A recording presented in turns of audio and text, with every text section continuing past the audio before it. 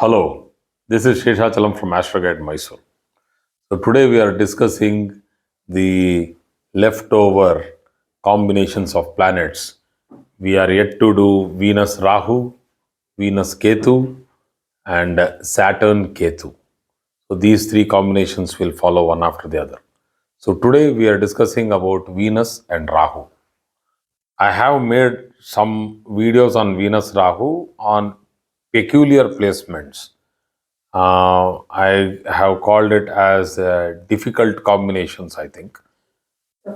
Tough combinations, yes. Tough and malefic combinations. And then that is, the orientation of the talk was different. Here, it is a perspective in which we will be discussing the positives also of this particular combination. So, Venus is an expressive planet. There is a lot of expression of a human being comes on the face, and if a person knows how to control it and bring out the best of expressions whenever he would want to voluntarily, we call him a good actor on stage. And Rahu gives you the boldness, outspokenness, a standout kind of a character who is ready to do anything, the dare, the capability, the strength, the vigor, the challenging spirit, all this is Rahu. So now it is something like the beauty and the beast, Venus and Rahu, both coming together. Beast in the sense that don't take that negative character of the beast. Even in the Beauty and the beast is not a negative character in the film. He is the one with the, a giant character, a strong character. That is what is Rahu. A person who has the will to fight and also conquer, the unimaginable thing in society. So these people always do not want to thread the same old path what everybody else would want to do. And that would be when it is associated or is placed along with the Karmasthana Adhipati, that is the 10th Lord, or placed in the 10th house, even the 7th house, and the ascendant. So the Kendras, the 1st, 7th, and 10th, are mostly associated with what a person would want to do, depending on the desire, the opportunity, and the situation in which he would, you know, clear his karmas, the prarabdha karmas, that is the due what we have brought on to this world through this janma. So let us go into the intricacies, the details of Venus and Rahu. A very loud personality, a personality who would want to gain attention, and a person who would always want to show his or her skill through performance or through, one or the other skill, showing presence. So that is not the primary character of the person. Let us call it as the secondary character, because the primary character is that they are sometimes very aloof when they are in their skill. Like, for example, a sculptor would always want to show off in his sculptures what sort of emotion he would want to bring in them, and would always want people to address him as a great personality who is trying to bring life to stones. He is a stone sculptor. But inside, the primary character of the person would be that he puts in a lot of silent days and nights sitting alone, thinking, dreaming about the next project, sitting there and seriously doing his job, executing it, millimeter by millimeter, inch by inch, centimeter by centimeter, notching, cutting, drawing lines, bringing life to the stone. That particular character of a person is entirely different from the person who is actually mongering for social importance. He is different. That is the Rahu which takes the front ground or the foreground, and Venus plays the background. But when he is in the skill, Venus plays the foreground and Rahu is dormant there.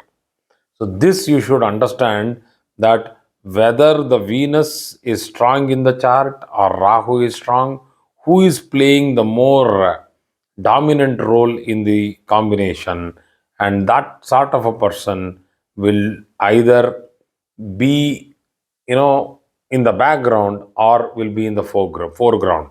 And a person who has a balance of a strong Rahu and Venus combination will be in both ends, even in the background with a lot of skill and in the foreground with a lot of appreciation from the public. So, this is very important to understand. If it is negatively placed, these people are very confused. The confusion is because of the dual personality. They are not able to sense it, and they feel that they are not able to handle their emotions. So, primarily, when we talk about this particular combination, we always address the combination as though it is in the ascendant. Sometimes we will also understand the positions of this particular combination in several houses, which I have done earlier with the tough combinations, but the perspective was different. So, if it is in the ascendant, the personality, as I discussed earlier, was that. But if it is in the fourth house, if it is in the third house, the combination itself will gain different importance. So maybe I will not be able to do justice by trying to give every house that much of time, but still, I will be talking about the Karaka sthanas and the important houses, like the fourth house where Venus becomes a Karaka, because it is Sukha Karaka, Vahana Karaka, Griha Karaka for that particular placement. Because the fourth house, Sukha Karaka, means the house for enjoyment, Vahana Karaka, the house which represents vehicles, signification. Then Griha means Venus represents palatial, beautiful, architect oriented, artistic houses, colorful, pleasant. So that is where everybody would want to live. That is what is Venus. It is the Karaka for the fourth house. So now, when we have this Rahu masking Venus or controlling Venus, this person would want to show off. The necessity which is the bare necessity, which is Ketu, the minimal necessity, Saturn, economic necessity, Mercury, a little pompous, Jupiter, beauty, that is Venus, performance, Sun, more of power, to show power, Mars, and ultimate show off, Rahu. Rahu here, I have left out Moon. Moon is the Karaka for mother in the fourth house, and whenever it comes to vehicles, Moon does not put much of a head into it. So, when we get into the Rahu, which is an ultimate show off, people will be like, they want to buy big vehicles, powerful vehicles, beautiful vehicles, vehicles with a lot of great specifications, other luxury items, like fancy items. The house will be filled with fancy items. Life will be filled with journeys, or else they would feel it very, dull. So if it is in the second house, because Rahu in the second house, people, many times we have discussed about Rahu in the second house, person will have a very rough and rude voice. Here, when it comes with Venus, it changes it into a husky voice. A person who is half offbeat and would always be wanted for his or her commentary, like a background voice, which is very much required nowadays, and a husky voice is always in demand. So, a lot of wealth in the second house, gems, precious stones, etc. So, the actuality of the placement of Venus and Rahu can be understood when you see the character of a person, when it is afflicting or when it is supporting the ascendant. Afflicting when it becomes negative, or supporting when it is very beautifully placed, like in Taurus, where Rahu also gets exalted. So, men and women would always want to show off on their body, like body painting, mehendi, tattoos, makeups, heavy makeups, lot of jewelry, unnecessary jewelry, piercing, dumbbell piercing. All this happens. Ear piercing from top to bottom. All this happens. So you ask them if this is show off. For them, it is a normal lifestyle. It's not show off. They are like that. They are not doing it because you want to you like it or the society likes it. They like it themselves. So the same thing when it is in the seventh, eighth, or the 11th house, a person can get into unnecessary extramarital affairs, you know, relationships which are something like I will not call it that there is no nothing related to morality here, rather than, because I unnecessarily becoming judgmental in relationships is not correct. So Venus and Rahu, there are many people who are not married, but they would always be better stay in relationships rather than getting into the fuss of marriage.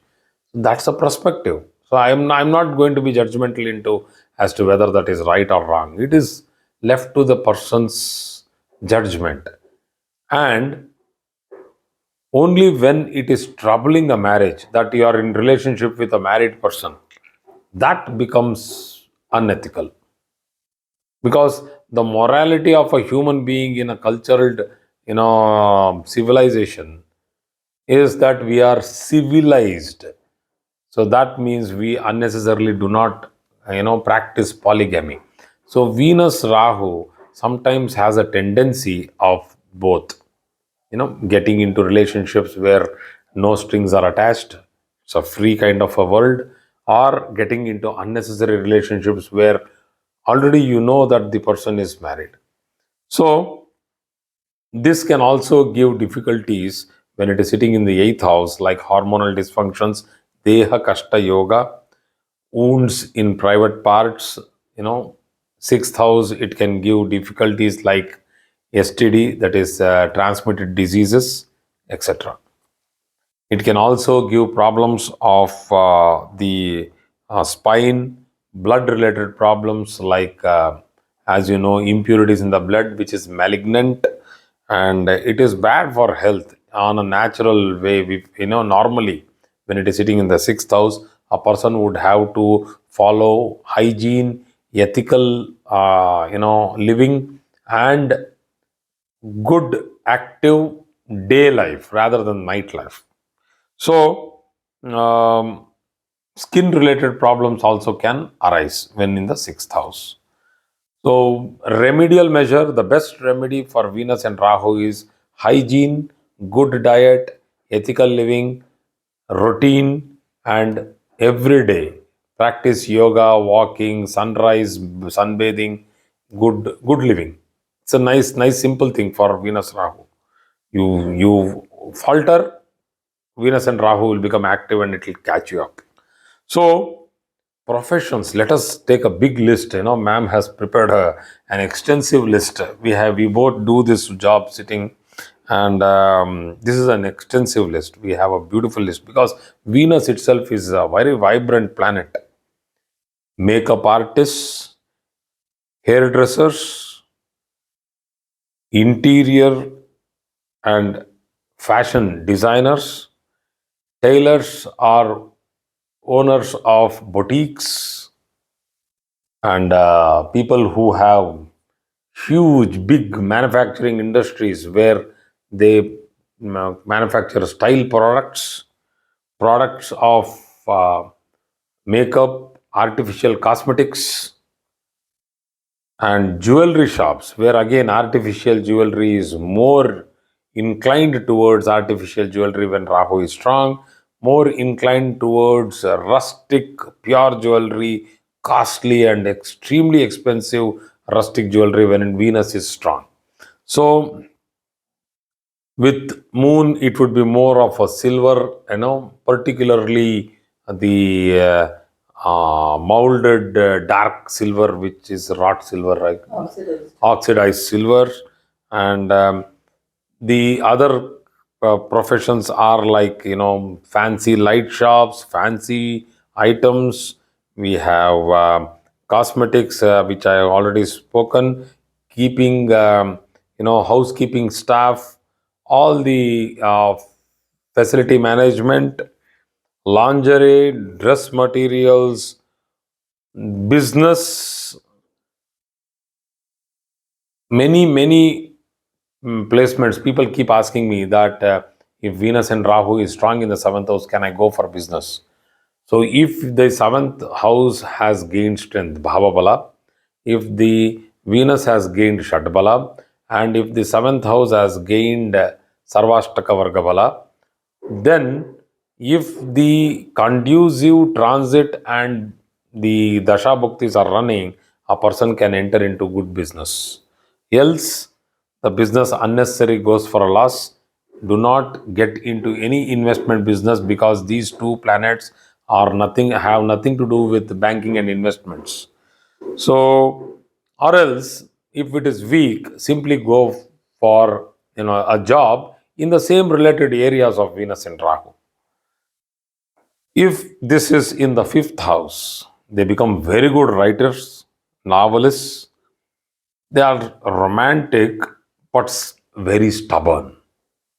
So young girls, I have come across a lot of charts where young girls, even after their teenage, they are very adamant with regard to whom they love, and it's a good thing. They don't let that go off. They stand with their love, and they are committed also to it. But sometimes it so happens that they forget that they have come out from a family, and they are giving pain to the parents by unnecessarily running away or eloping. So this has to be understood by those who are having Venus and Rahu in the fifth house. In case you are in love, madly in love, communicate and clarify. Give that clarity to your parents. Unnecessarily, running away just without a notice or with a note on the table would give some shock to your parents. Other than that, be open.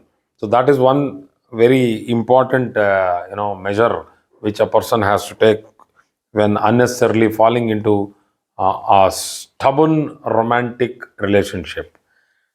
The difficulty of this placement in the fifth house is if you do not have a strong seventh house and a ninth house combination with Venus and Rahu strongly placed in the fifth house, then the person can get into relationship, but there is a danger that it can break in the middle and put the native under deep depression, which is again a difficult thing for the family to manage.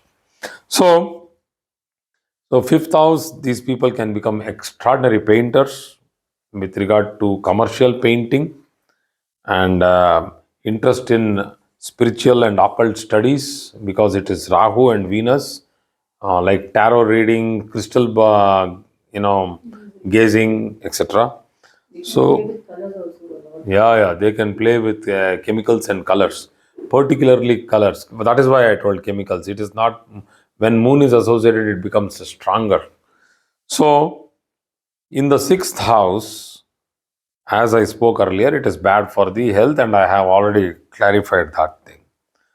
So, the 10th house, this particular combination is not taken to be that positive, because it usually will not allow you to do or work under somebody, because if this combination is strong, you will have your own business. It is better have your own business. How much ever you get in that, you should be satisfied there. Do not unnecessarily take loans and blow up a business big that you can't handle that. So keep it in such a limit that Venus and Rahu, this combination can be stably giving you a stable income.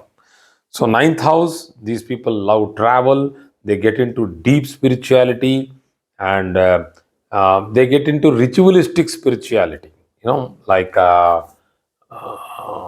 going to spiritual places, doing hatha yoga, meditation, getting into vipassana kind of a thing.